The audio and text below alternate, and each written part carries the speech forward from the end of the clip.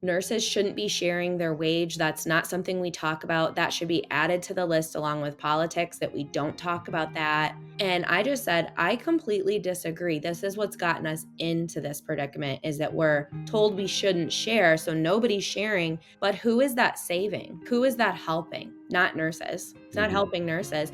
And that's what Yeah. I want the public to know, is your vision of what's going on inside the hospital is a completely different one than the nurse's perspective of what's going on. This is going on, and it really does feel to my core like it's a politics show. And then in September, I made that month. And then in October, I made close to. Oh my goodness. Then November hit, and I ended up making in November. But leading up to that, because I quit the week before Thanksgiving, I think it was, I had given my 2 weeks in September.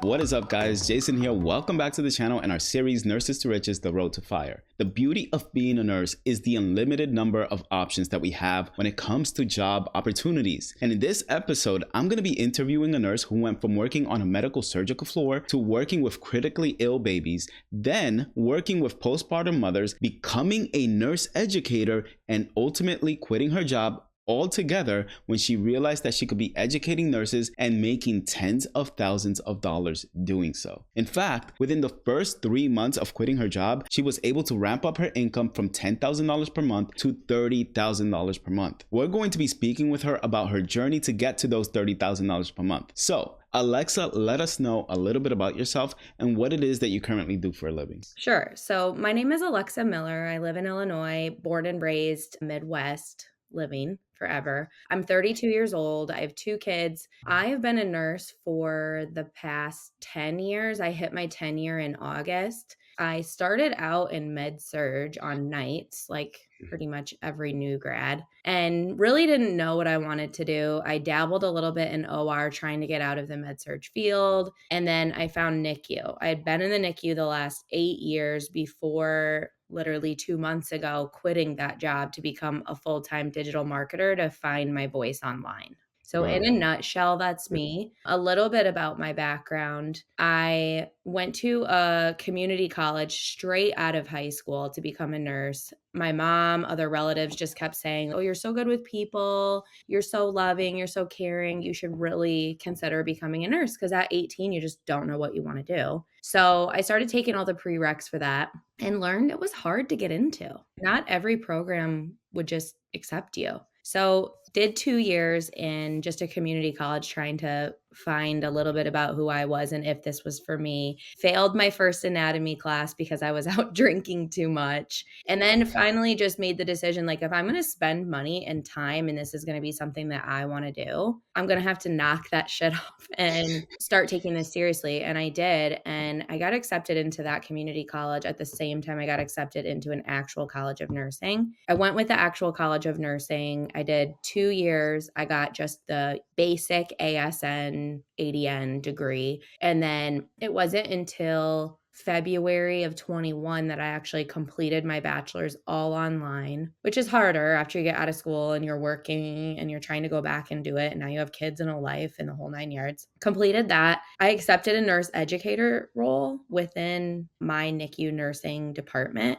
And that took me, I think that took me onto a whole new level with speaking to people, kind of coming out of my shell, realizing who I was, and then also realizing that I could share what I already knew with people. And then how it led into the digital marketing world was obviously wages and life work balance. I don't believe in work life balance, I believe in life work balance. So getting there was like, how could I share what I already know with the world and get paid for it? So that's how I ended up on this like year-long journey of how could I go about doing that? Let me just like dip my feet in the water here and try to figure out what it is that I could do online to try to monetize myself. So here Gotcha. Yeah. All right. So let's go back. Where did you grow up? I grew up in a small town. It's called Savannah, Illinois. It's a river town, very like northern Illinois, right on the river. So even my nursing job, I hold a dual license because both NICUs were like one was in Iowa, one was in Illinois. So I would drive back and forth across the river over a couple times a week. Like we would just call in the morning and they would tell us what hospital we were going to. So I've just always held a dual license. Gotcha. Do you have any siblings? I do. I have a twin sister that lives in Chicago. She has a CPA. She works for Boeing, downtown Chicago. And then I have a younger sister who lives in the same town I live in now.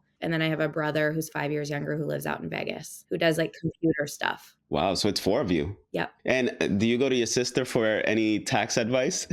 Well, that's the funny thing. She doesn't do taxes. My mom does, though. My mom is my Oh. CPA. She's my financial advisor. She's everything. So I think I have like a leg up. So people ask me all the time on the internet too, what do you do for taxes? How do you file them? Do you get a 1099? Do you have an LLC? Are you a sole proprietor? What do you do for all these things? I'm like, my mom takes care of it because she's a financial director and a CPA and does taxes for a living as her side hustle. My sister, she used to do auditing where she would look into what the company is saying they're worth to make sure when people were buying stock in that company, it wasn't fraud. Wow. Like the SEC.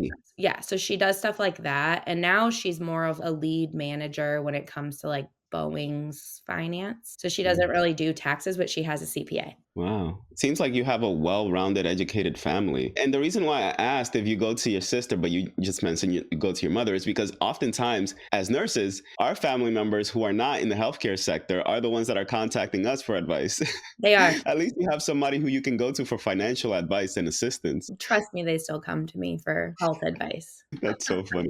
Okay, so you said you applied for this community college, but you also applied to this other school and you ended up going to the other school. I remember when I was applying to nursing school, and I mentioned this story previously, but I was taking a whole bunch of classes. My initial intention when I started school was not to go into nursing because I was working in the financial sector in Wall Street, and I decided that I wanted to go into business administration. So I started taking business administration courses. I didn't actually enroll in business administration. And then I told myself after I got laid off from my job in the financial sector that maybe that's not where I should be aiming, what I should be aiming for, because I got laid off with 50 other employees that day. This was during like 2008 economic recession. And I enrolled in like a whole bunch of other courses in my community college just to try to figure out what else I could do. And then I ended up taking a whole bunch of science courses, like it was one of them, and biology and a whole bunch of other courses. And that's when I realized that maybe I should just get into nursing because it looked like it was going to be the easiest way. Well, not the easiest, but yeah, I should say, yeah, the easiest way for me to have security, like job security and long-term security and a high income relative to like most other professions and careers. So I started taking all these courses, and one of them just happened to be an elective that I just wanted to take because I loved psychology. So this psychology course that I took was like an advanced psychology course. It wasn't even required as a prerequisite for the nursing programs that I was going to apply to. And I ended up getting a C in that one class. Every other class was like A's and A minuses. And when I got that C, I went to the chairperson of the nursing department for that community college. And I asked him what were my chances of getting into the program. And when he looked at the C, he was like, there is no way you're ever going to be a nurse. And when he told me that, I could not believe it. And I stopped applying for that community college. I was like, he told me I can't get into this community college. I'm just going to apply to every other school that I can get into. As soon as I applied to one school, I got in. Why did we listen to him? I know, right? But it was a 4-year school. So I ended up getting my BSN. Thankfully, because he told me I couldn't get into nursing school, I ended up getting my BSN, but it would have been a lot less expensive had I gone to that community college for sure. Yeah. And it brings up like another topic I always think about is how much different, just because I was a nurse educator, I did work with students and new grads coming out of that space. So the difference between what nursing school was like when I was in nursing school and what it's like now is just like night and day. Night and day. Because that's what it is. It's you can't do this if you get C's, or you can't do this if you have a job. You can't work a job and do this. Like you're going to have to cut all that stuff in your life just to become a nurse. Like you give up your life to become a nurse. So, and students that are pre-nursing students don't understand that until they get into nursing school. It was one of the most challenging things that I've ever done in my life. Same.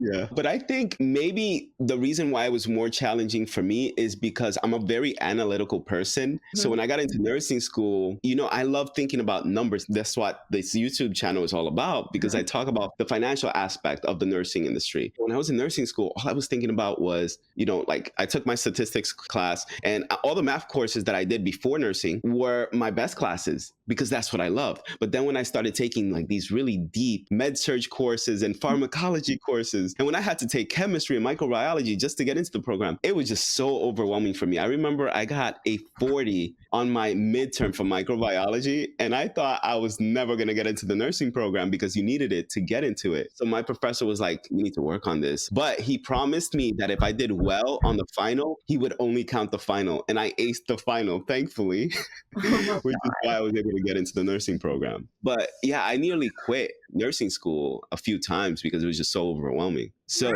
Hang on. is that your baby back there? She's supposed to be outside in the snow. It's funny. The same thing happens to me every now and then when my son is in the background and I put Blippi on because he's 2.5. I don't know if you I know have a what Blippi is. two-year-old. Okay. I put Blippi on and he's like, he'll come running to me while I'm in an interview and he'll be like, "Papa, change it, change it." I know, and I told my husband, "Make sure you keep the kids outside because I'm in an interview and I can't be interrupted." He's like, "Okay." Well, I hear the snowblower and then my kids, "Mom, mom, mom."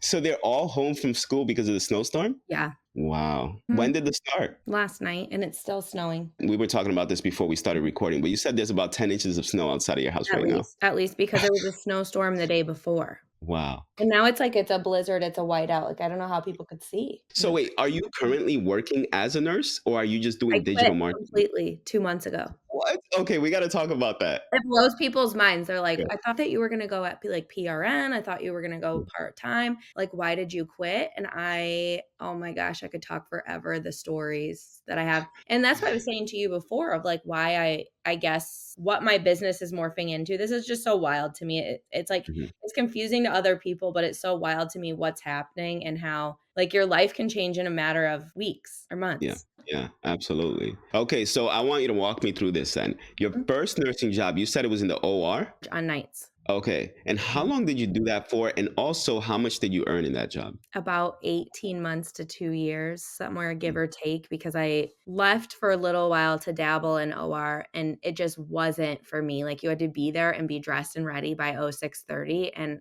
I just was used to night shift on med surg, and that's what I knew, and I was growing more familiar with that job, and I just think it wasn't the right time for me to leave, and it wasn't the right fit for me, so I went back to my med surg job while I was still looking for other jobs, completely night shift. Okay, why did you leave the med surge job? Okay.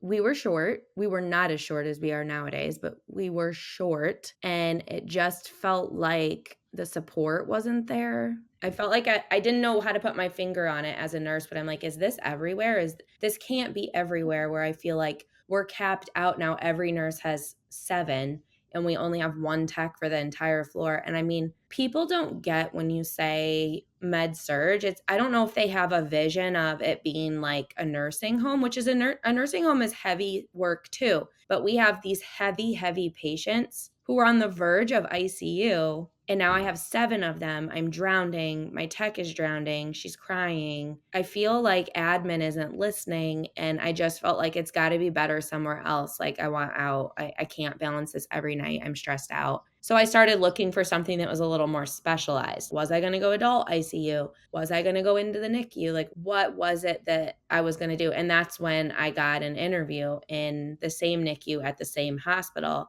And she basically hired me on the spot. I didn't say Wow. yes on the spot because I thought, I know nothing about newborns. Are you sure you want me? She's, no, you have med surg experience. You know how to run an IV. You know these little skills. Yes, they're a little different in babyland, but we'll take care of that. We'll teach you everything you need to know. Like, are you interested in the job? Give me the weekend to think about it. I wish more hospitals would be like that because the hospital system I currently work in, as an ER nurse, they won't even take you into the ICU. Which is crazy Wow. because like the ER, we get patients that come in with gunshot wounds. There's patients that are septic that Mhm. need to go to that. We take care of ICU patients before they go to the Right, ICU. so why? And sometimes we're managing them for like, 12 hours or more. So we already are doing what the ICU nurses are doing, except for all of the documentation they have to do. Mhm. Because I took a ICU course. It was like a training course, a small, short training course. It was like 3 days long during COVID because they were trying to train the ER nurses to do what the ICU nurses were doing so that they wouldn't have to float the ICU nurses to the ER because of the severity of the patients that we were getting because of COVID.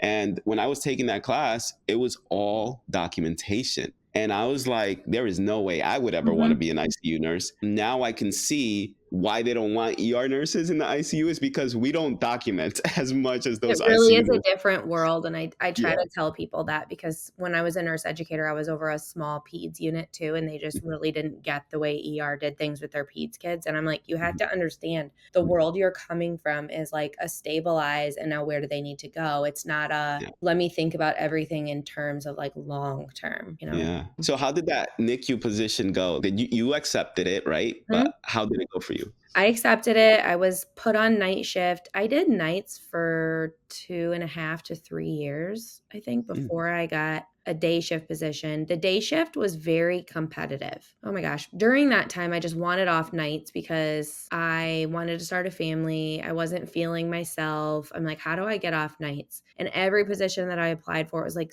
there was another nurse that trumped me. And well, how is this ever going to happen? So I applied for a mother baby job. And the nurse manager at the time, she's like, you don't want to work mother baby. I know you. You just want it for days. I know you don't want to work mother baby. And I'm like, well, I just don't see how I'm going to get it. So I actually accepted a part time day shift position in the NICU and picked up holes. And I didn't need the health insurance because I was on my husband's health insurance. And that's how I made it work for many years. And I was mm, still able to pick up in mother baby as well because I went to deliveries, and part of the way mother baby worked at the time and still is, I guess, is they have one nurse who does all of the deliveries for the day. That's her main job. And then the mm, other nurses do the floor, like they do the mm, couplet care floor and take some surgeries like a total hyst or things like that. But what I was trained to do was the delivery side of it. So I could also fill those holes at two mm. different campuses because I was in Iowa and Illinois. So the holes were just always there. So it's like, why Wow. not just go part time and decide what holes I want to pick up? All right, let me ask you a few things. You said you got your insurance from your husband. What does he do for a living? He works for the railroad.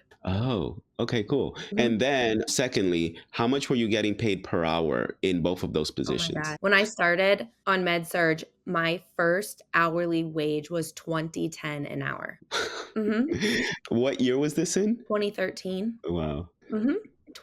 that's 2010 pretty an sad. hour to do that, and the shift incentive was 12% at the time, so I got that, and then when I moved into the OR, there was, like, no difference. Then I mean, I got, like, a 2.5% raise every year, but that's it. Mm, Nothing else. So mm, then I moved from the OR, then back to med surge, then to the NICU job, and just kept getting these 2.5% raises. Every once in a while, you'd get a market raise, like a market rate analysis, and it wasn't that much. It was like cents for me. And when I left that job to become the educator, I was making like 28.72 an hour. wow. So yesterday, I was having a conversation with two of my coworkers, and one of them, he's a new grad in the emergency department, but he was an LVN before he became a new nurse in our department. And he said he was taking or doing his clinical rotation somewhere in like Ohio, somewhere around there. And he said that his nursing preceptor was a nurse who was making about $22 to $25 per hour with like several years of experience. I think he said she had like 15, 16 years of experience. And he said in order to make ends meet, she said she had to foster children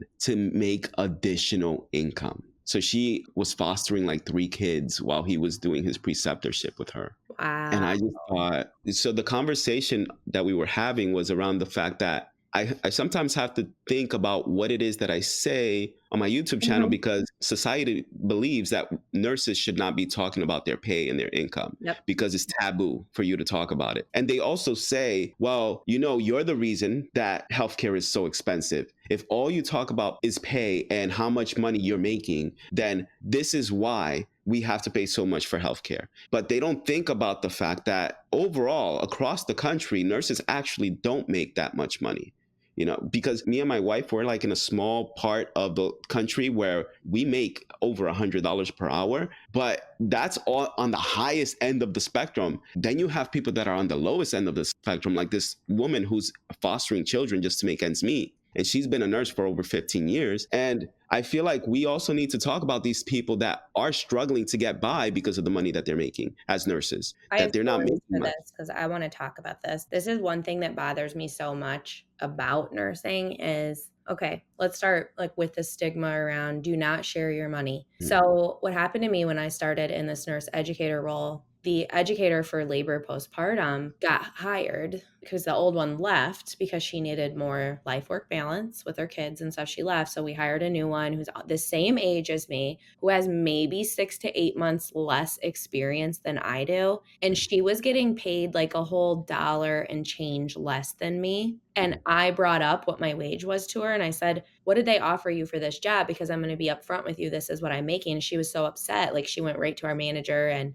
demanded that she be making the same. And this is ridiculous. And she has a lot on her plate. And they honored that for her. But I have the other half of our leadership team at the table who thinks, like they would say in meetings, weekly meetings, they would bring this shit up. Nurses shouldn't be sharing their wage. That's not something we talk about. That should be added to the list along with politics, that we don't talk about that. And I just said, I completely disagree. This is what's gotten us into this predicament is that we're told we shouldn't share. So nobody's sharing. But who is that saving? Who is that helping? Not nurses. It's not helping nurses. And then I've also heard comments at the same roundtable from physicians, of making this comment about, well, we wouldn't have to float out to other departments. We wouldn't be so short. We wouldn't be in this predicament if we weren't paying so much for travelers that put us into like financial ruin. These are the type of comments that led me to toxicity and wanting out of that space. And I think maybe one day I'll go back to the bedside because that was my goal, just like get in the realm of what I do and what I do well and keeps me happy. Because transitioning over to leadership this is the shit they don't tell you is you think,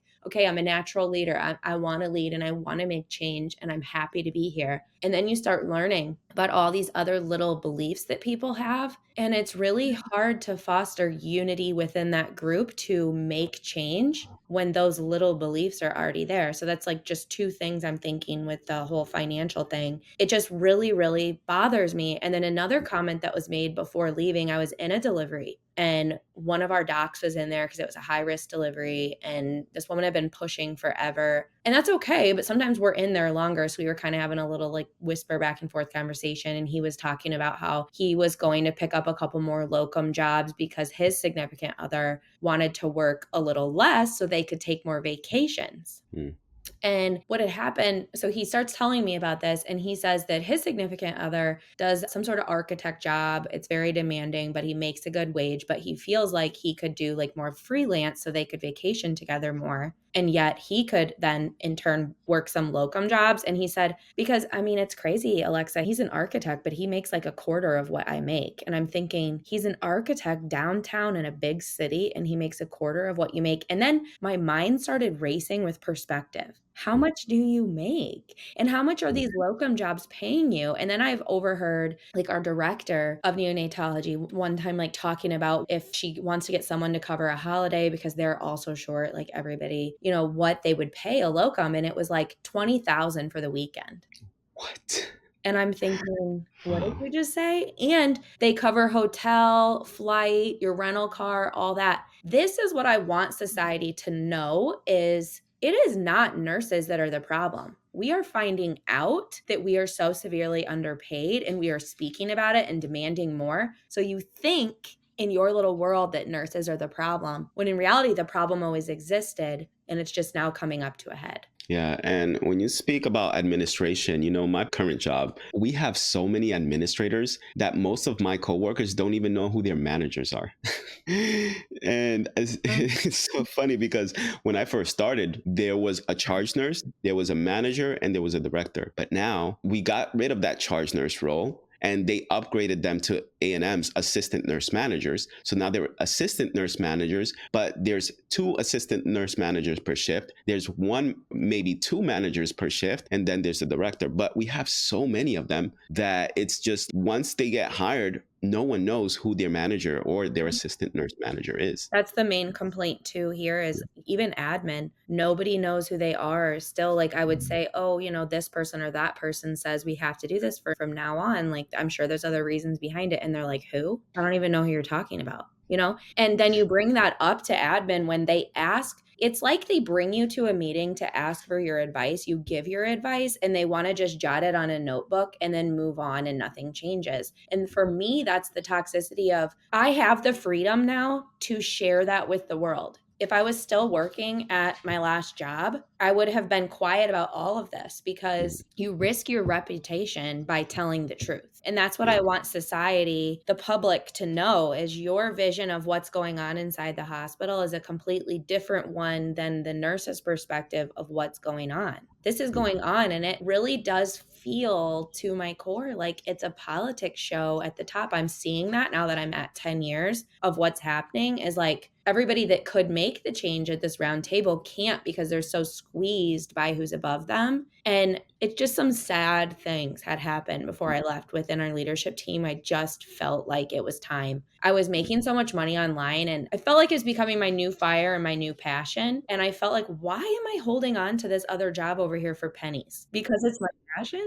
Like, why? Am I here? So you worked as a nurse educator in one of those hospitals? Okay. And how did you get onto that role? So the role became vacant. It's interesting. The woman who was doing it before me was close to retirement, but wasn't quite there. And she actually went into retirement early because of COVID. Wow. She was living with her like 93-year-old mother and was so afraid because she had lost her dad 2 years prior that she was going to bring COVID home if she had to float out to these other units. And it just was becoming too much. So she gave up her job early. And I had my eyes on it, but wasn't thinking I was anywhere ready like for that role. And out of the 3 interviewees, I guess I interviewed the best. That's awesome.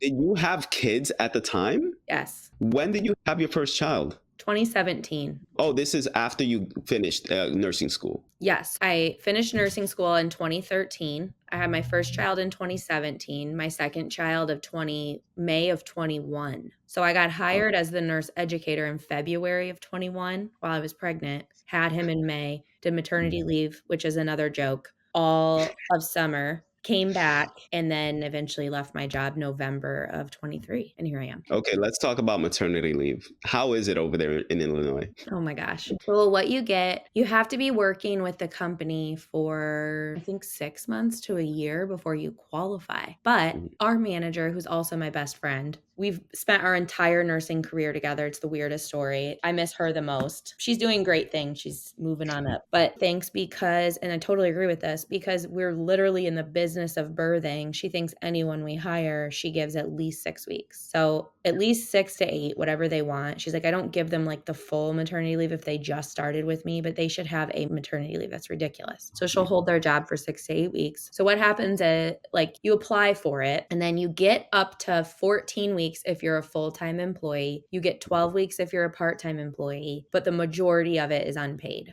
Wow. So you get 4 weeks of short-term disability. So you use your earned time for the first 2 weeks that you're off, and then your short-term disability kicks in for 4 weeks for a vaginal delivery, 6 weeks for a C-section, but it's 60% pay. So if you want your full 100%, it needs to come out of your paid time off. And then the rest of that time past that 4 or 6 weeks, you have to pay for if you want to get paid. Otherwise, it's unpaid. That is ridiculous because here in California, I mean, I always compare it to other states, but Monica, my wife, took 18 to 20 weeks of paid maternity leave. So she was off for almost like 5 months. Wow. And yeah, but they only paid at the time $13.50 per week. I say only $13.50 per week untaxed. Right. So they didn't tax that $13.50. So she was making like $2,700 every 2 weeks. And I got 8 weeks of paid and then another 4 weeks unpaid. So I was off for 3 months, actually probably more than that because of the way my schedule is. So I almost took about 4 months off. But now they have it at $16.50 per week.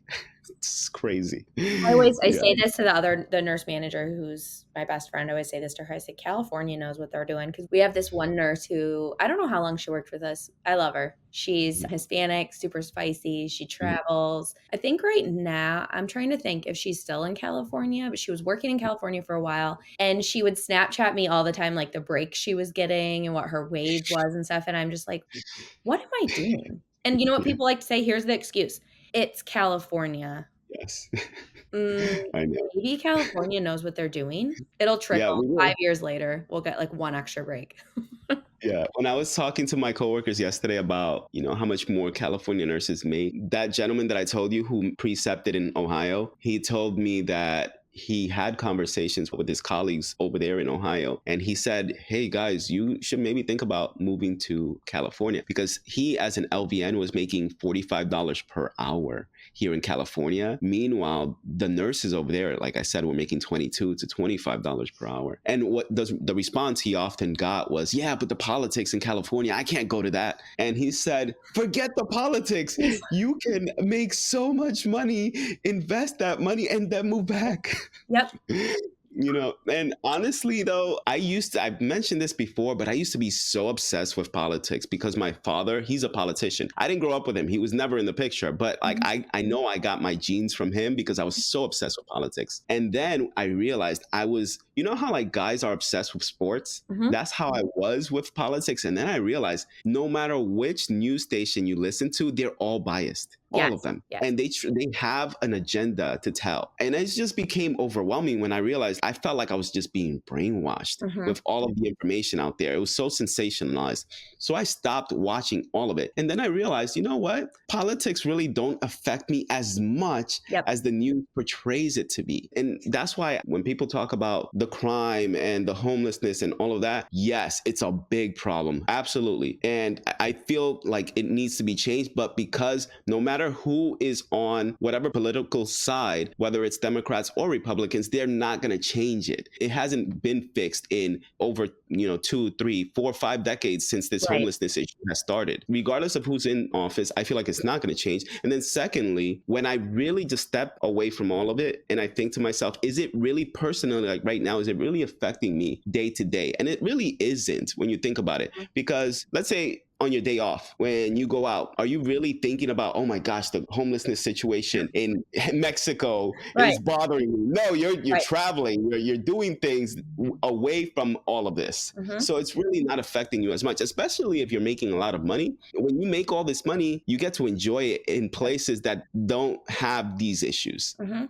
So Mhm. yeah, so I think about 100%, 100%. so you worked as a nurse educator. What were the best things of that role and what were the worst things of that role for you? The best things, just changing things. My goal was always to make, like, learning something new in a specialized area more fun and more accepting, and I like to do more of, like, these little one-off classes that were more intimate, so my new grads felt like they could ask the question and they weren't intimidated by the nurse who had 30 years in the room. So that was fun, just, like, seeing their progression, building them up. And then just all the creative things that we did, like me and the other nurse educator, we did escape rooms right before I left. I cried a couple of times in the planning because it's a lot, but it was so worth it. They loved it in the end. And just creating like new things and changing the way we look at education and then also giving the nurses who are more seasoned like a break on some of the regular stuff that we make them do every year where they come and they're like, I could do this in my sleep. Why are you making me do this? So it's more of like if you have over 5 years of experience, you don't have to do X, Y, and Z. Just being more creative with it instead of being so black and white like they are every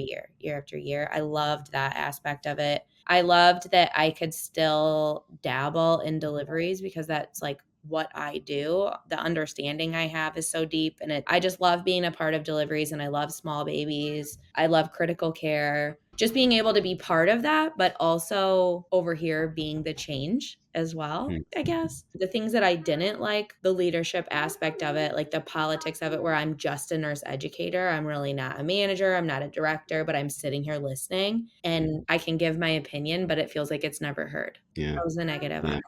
I can see why you got into content creation though and educating nurses on the internet because it was like an easy transition for you. So at what point did you decide to go into content creation? I really didn't even think of it like content creation. I kind of thought, so I found this, I don't know what the word is for it, but that $7 course that's all over the internet. And I'm like, is there some truth to this? Like, how are these people making this money? Are they doing these little side hustles? I don't know. And as I was thinking more about it and kind of like dabbing my toe into like, what is this? Let me look this over and decide, like, is this something I could do? I never once thought about the content creation piece of any of it until I'm trying to think. I think it was something I had heard because I listened to a lot of like podcasts and read books and things because I just got so addicted to learning about the online space and what it could do and like what the avenues you could go down. And I heard someone say something like, I can't think of the name of it now, but it was like if something about content creation and like the money they're bringing in from it. And okay, it was platforms. It was new. I thought, okay, people that are new grads coming out of nursing school, usually the younger generation of like young 20 somethings. Where do young 20 somethings show up? TikTok. Where do they search for something? TikTok. Even if it's like starting an IV, starting a full, like they are looking on TikTok because they want a video. They don't want to just read something boring about it. They want that like instant video. And I thought, like this light bulb went off in my head. Could I create a nursing TikTok like I've seen so many other nurses do? And I'll place my videos there. And then any time of night, even when they're working and I'm sleeping and they have a question and they're like, oh my God, Alexa posted a video about this, I can go back and see it. And that was my overall thought to get into content creation, was to do like these how-to videos in front of the camera. And TikTok also allowed me to go up to 10 minutes. So I'm like, okay, this platform makes sense for me to just use TikTok for that. At the same time that was happening, I was dabbling in digital marketing with a course that I took. I started to do so well in the wealth niche. It was so unexpected that I gave up over here because this page on Instagram that I have was doing so well in the wealth niche and it was taking up all my time and I was working full time. So I felt like I couldn't make content for 2 different pages, be a mother, work full time, do everything around the house because my husband's always gone. So I gave up a lot of the nursing stuff to move to the wealth niche. And eventually I was making so much money in the wealth niche that I was like, why am I in this toxic environment? I'm done. I just want to be done. I think I've made my mind up. I just want to be done. Because they were even saying like, oh, we'll take you PRN. Are you sure? And I'm like, PRN for what? $29 an hour? I'm not kidding you when I tell you I make at least $1,000 a day. What? Today alone, I have made, before noon, when I checked my statement, it was over $3,000. Why would I continue to go to this toxic place that wants to pay me $29 an hour when I'm the freaking expert here and you guys, you don't want to pay me anything more for what I know? You don't I care. gotta say, Like warm bodies. you definitely got this from your mother. I love that you said that. Yeah, He's gonna yeah. love it. And I can see it. I can see it. So at what point did you actually think, okay, you know, it doesn't make sense anymore for me to continue working my nursing job? What was the value, the amount of money you were making at the time that you decided it was the right move for you to make? A lot of people ask me this. My salary, and this isn't take home, my salary in that nurse educator role for a full-time nurse educator that I feel like needed to be a 3-man job, but it was a 2-man job. I got paid $70K for that role. That's what I was making up. And that wasn't take home. What happened was in November, some decisions were made in leadership that I completely was like, you just set us back 13 to 15 years by these decisions you just made. I don't agree. We had a CNE at the time come in and she was a locum CNE is what we were told. She ended up taking that role. None of us knew her and still really none of us know her. And just different decisions were made that I'm like, okay. It really sucked because I felt like we had a really good, solid team. And I stayed for so many months before this because I was like, ooh, we're on the verge of really becoming something here. Like I thought we were going to take on more physicians. We were going to have a bigger birth center. We were going to expand. We were going to combine our birth center. Like all these thoughts were going through my mind. I'm like, I want to be a part of this. This is my jam. And when this woman made a decision, I just felt like all of that was crumbling. And I'm like, why am I here? No matter what we say, she just doesn't, it's not going to be something that she's just not going to make the decision that I agree with. Why am I here? So months leading up to that, that's what was happening. There was already this toxicity leading up to it. And then in September, I made $17,000 that month.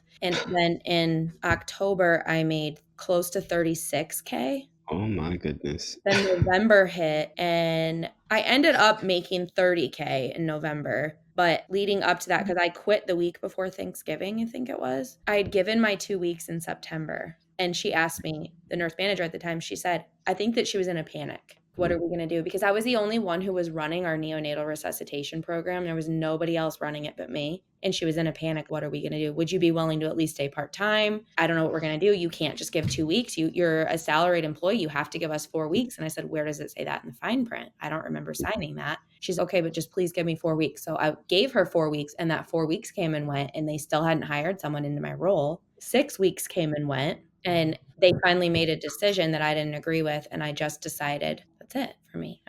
I feel like I could make my business into so much more if I just released myself from this. And that's how I ended up here. And I still can't believe it. See, and what people don't realize also is when you have your own business, it may take a lot of work initially, but you can get to a point where all of that work and all of that effort you put into growing that business, a small portion of it and ultimately a large portion of it becomes passive income. Initially, it's all active. You have to play a big role in growing that business initially, but you can get to a point where then ultimately you can just not sit back, but maybe hire out some of the work that needs to be done and then sort of like sit back and let the work happen in front of you. You just make all the money. Totally, because like the affiliate opportunities I have are pretty passive. They're put in emails. They're what I use. And if people like one thing they bought from me, what I actively worked on selling something, they want other things because they know, like, and trust me. So those things are pretty passive. And then all of the money I'm making goes into a high yield that collects over 5%. So all of that's passive. That's what we're So talking about when we say passive, because people think, oh, passive income, like this is just going to be I set something up and make money for the rest of my life. It's not that. It's work. So how did you begin monetizing this area of your life? What products were you offering?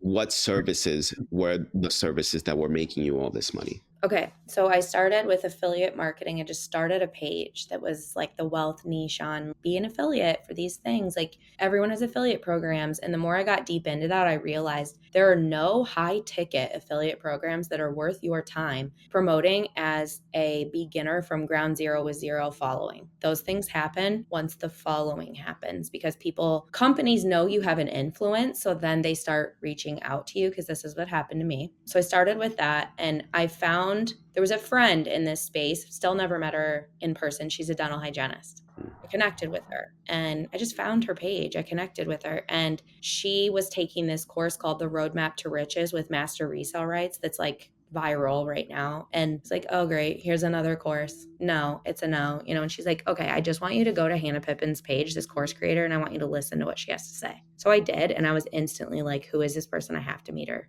because she was so real. She was so raw. And she was talking about how all of these people are sold on large income claims online and how digital marketing is so much more than large income claims. It's teaching you high income skills like building a sales funnel, building an email campaign, and getting your feet wet to figure out who the hell you are online. If you are a complete beginner that knows nothing, but you might have something to monetize, you need to get your feet wet. So what she was offering was this course for $497 that you could do on a payment plan, all the videos inside of the course. You would get all the updates for free. She would teach you how to put a button on your sales funnel that allowed other people to pay in installments for things. She would teach you email marketing. She would teach you search engine optimization, keyword usage, all this stuff in one for that price with no upsells ever, no hidden fees ever. And all she talked about was this bleeding know and trust. Build no like and trust online. Build no like and trust online. So I went that path. I bought her course. I sold it in 48 hours to another affiliate marketer because the term master resale rights online is people think it's a course or something you're purchasing, but it's a legal term that allows you as the consumer or customer to resell something for 100% profit as your own. So that's what I did with that course initially. Then I built my freebie on Canva, which funneled people in via email.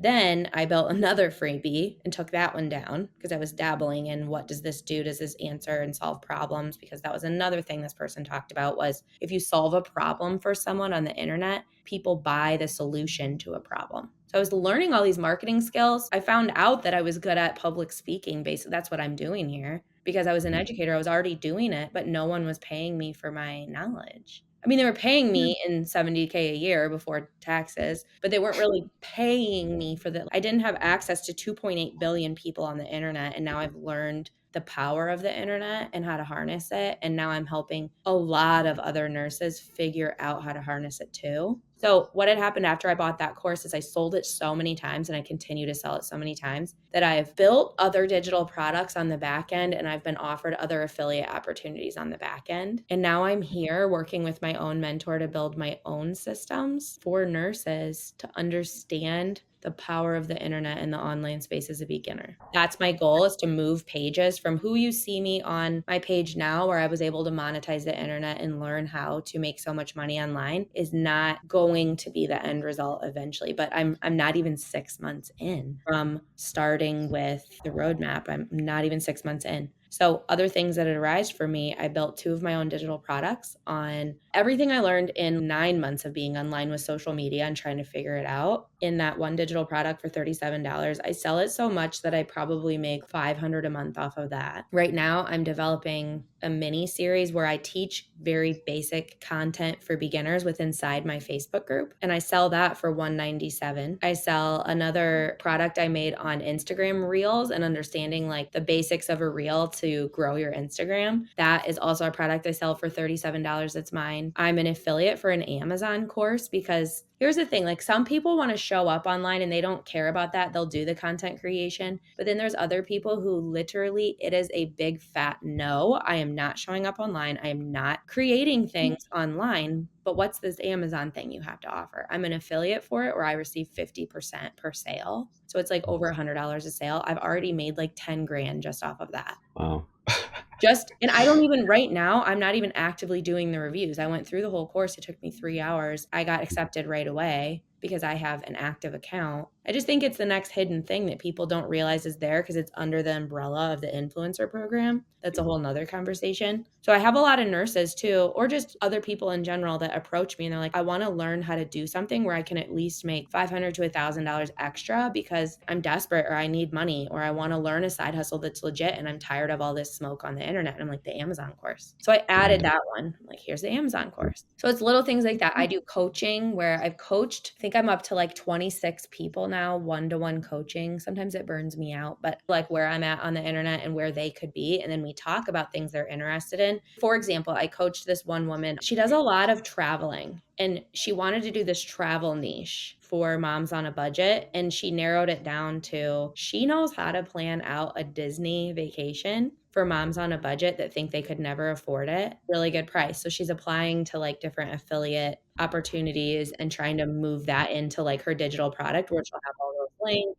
making content. So that's what I do now, like through my coaching, is I try to bring up, what is it that you could monetize? Let's talk about it. And here's what you're going to do. That is so cool. I love that. But I want to get an idea of which one is the biggest money maker for you. The course, the roadmap course, because I sell it for $497 per sale. Interesting. Do you think you should have priced your course higher than it currently is? Yes. Yeah. And the reason I ask is because it's hard to increase the price once you've already set a price. Yeah. But if you go high, you can't go back down, right? Yep. You can only go up from there. And I'm also thinking about, when I started in this space, I wanted to have something that was affordable for nurses, because I feel that grind of, I don't have anything extra and I want extra. How do I do it? So I was thinking that like beginner, and I'm still a beginner on pricing. I'm reading a book about pricing right now.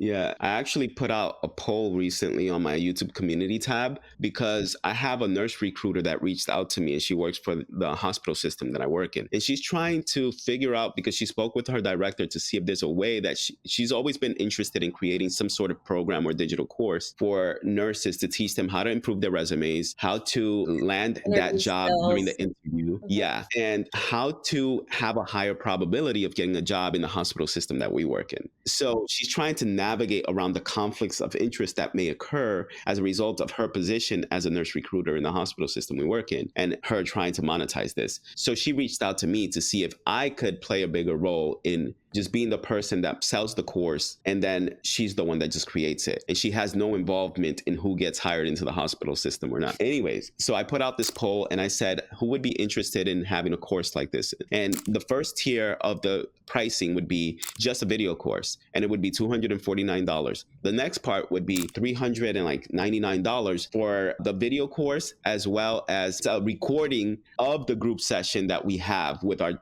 members. Then the next one would be like $499, and that one is for the video course as well as participation in one of our live sessions, one live session. Then the other one was $649 for the video course and attendance in many live sessions with us for any questions that you have. So I looked at our numbers, and based on all of the votes, 60% of them said they would take the lowest offer. About, I think it was like 6% to 8% would take the second offer, then 6 to 8% would take the third offer, but then it was something like 17 to 20% would take the last offer. And when I ran the numbers to see how much it would equate to based on the amount of votes, just one day, we would have made like $115,000 if these people would have actually purchased the course, if we had it already, right? But that's just the power of social media. People don't understand that. Yeah, right? So I've had a lot of people reach out to me asking me if I want to collaborate with them on a mentorship program or a course. And honestly, for me, I haven't done it because for me, I'm just already so overwhelmed with the YouTube channel and trying to grow this, that to dedicate some time to that other part of it, A lot. I feel like it's just so much. But at the end of the day, I feel like I need to do that because you can make so much more money doing that than me just like dedicating all of my time to my YouTube videos. And that's why I purchased a mentor at the end of the day. It costs me a chunk of change, but it's been so worth it, because how can we bottle up all the stuff I'm doing in one-to-ones and all the stuff I know and create something myself, price it right, talk about it, get the hype about it, do a master class, all the things in between. How can we do that the best so we can put it on autopilot? So all that work up front is worth it on the back end. So that's what I'm doing with a mentor right now. Interesting. I love this conversation. I just love getting into all of the deep, small things that people don't really talk about in real life with each other, especially nurses. So when I hear someone making $1,000 per day, who used to be a nurse, and still, I mean, you're still a nurse, but used to work as a nurse at the bedside and as a nurse educator, it just blows my mind that nurses don't realize their full potential. Especially, let's say you have a skill. I actually did a consultation with this young man. I say young man because I'm 38. He's 20,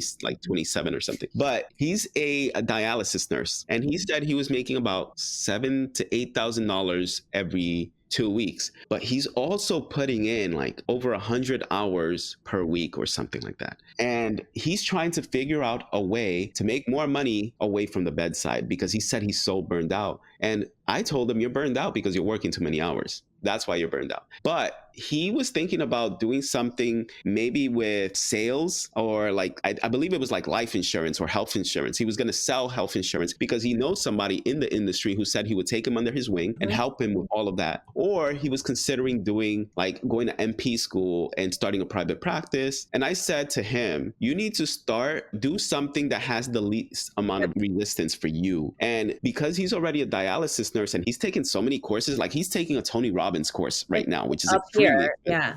I told him, why don't you talk about dialysis nursing? Like, you already know that. That's the easiest way to get into making money, because you can teach other nurses who want to go into dialysis nursing how to make $8,000 every 2 weeks. And, and he was like, yeah, that's actually a good point. But I told him, then the next step would be, if you don't want to do that, is maybe give this sales thing a try. If someone's willing to teach you the ropes and do it all for free, give that a try. And if that doesn't work out in the next 3 months or so, then go to NP school. Okay, do that. But, a lot of people are always asking me, what do you think I should do? But you got to think about what it is that you love doing first before you start thinking about other stuff that you might want to do. Yeah, because they're brainstorming and then they never start because they're just like, well, I don't know if that's what I want to do. And to sum it all up, I believe that nurses have a lot of guilt too, because when society says that nurses are the problem, or nurses are demanding more. And now that we're paying so much more in travel, now it's putting us into financial ruin when that's not true.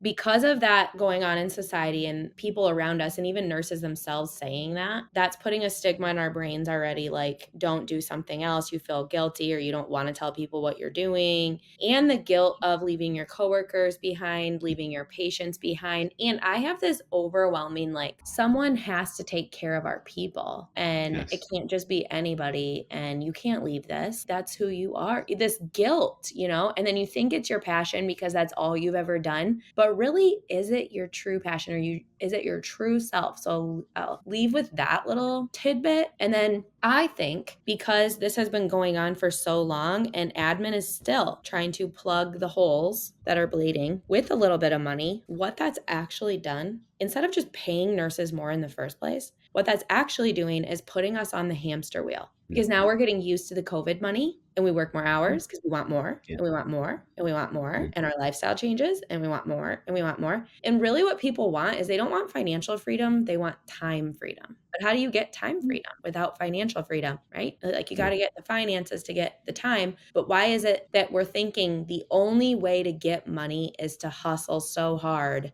That is the only way. It's the only way. And that is simply not true. Yeah, it's like this. I don't know if you know who Myron Golden is, Mm-mm. but he's one of the best salesperson out there. He has a YouTube channel, and I watch him religiously. Anyways, I love this one thing that he said is, people always say time is money, time is money. But think about it like this. Let's say someone came up to you and said, you know what? I'm going to give you $1 million. Would you take it? Everybody would say yes. But if they then tied that to, okay, I'm going to give you $1 million, but you're only going to be able to enjoy it for 3 months because after that third month, you're going to die. Would you take that? Right. No, right? Oh. Because your time is way more valuable than that $1 million. Yep.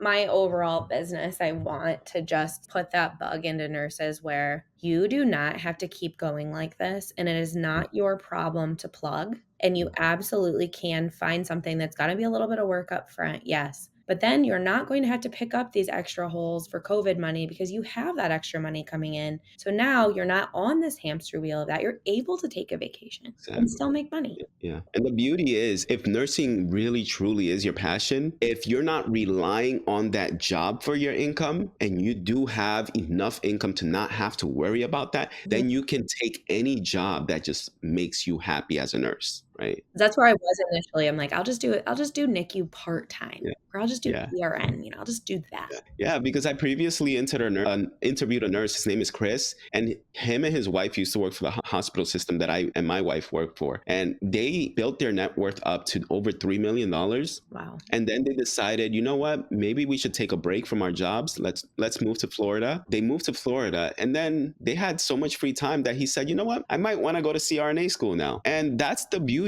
of getting to a point where you're financially independent from anybody. Yep. Right? You don't have to worry about where your next paycheck is going to be coming from. Mm-hmm. And it's such a magical feeling that I would hope almost everyone in the whole world could feel at some point, because it is magical. It's like, it's not just about the money and what you can buy with it. It's about what it gives you in your life, the feelings it provides in your life. Absolutely. All right. If my viewers are interested in reaching out to you, how can they find you? They can find me on Instagram at MakeMoneyWLexa. That was the handle I started out with. I don't love it, but that's the handle I started out with. It's not going to be the handle that I'll be on forever, but I'll post about it once I change to a different page. That's where they can find me, or they can find me at that same handle, MakeMoneyWLexa at Gmail. If you enjoyed this video, then subscribe to our channel and watch this video here, where I speak with a nurse who went from quitting her nursing job after being bullied at work to earning over $500,000 per year.